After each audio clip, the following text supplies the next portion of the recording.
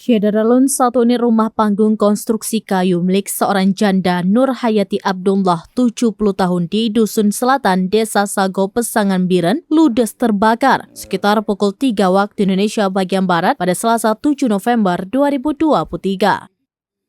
Tidak ada barang maupun perlengkapan rumah tangga termasuk pakaian yang dapat diselamatkan.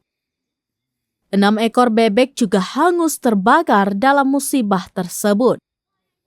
Lokasi rumah tersebut berjarak 3 km arah selatan dari Simpang Poskesdes, Gampong Uteretoh, Kecamatan Kota Juang, Biren.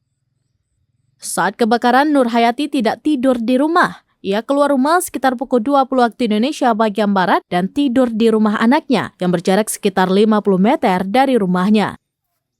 Tiba-tiba ada yang melihat api membesar di rumah berukuran 8 x 10 meter. Kobaran api cepat membesar karena kayu sebagian sudah lapuk. Sejumlah warga hendak membantu memadamkan api. Namun kobaran api membesar sehingga usaha warga tidak berhasil. Kepala Dusun Selatan M. Yusuf mengatakan dusun tersebut luasnya mencapai 168 hektar. Namun hanya dihuni 50 kepala keluarga, posisi rumah antara satu dan lainnya berjauhan. Natibit po na suo to gimana?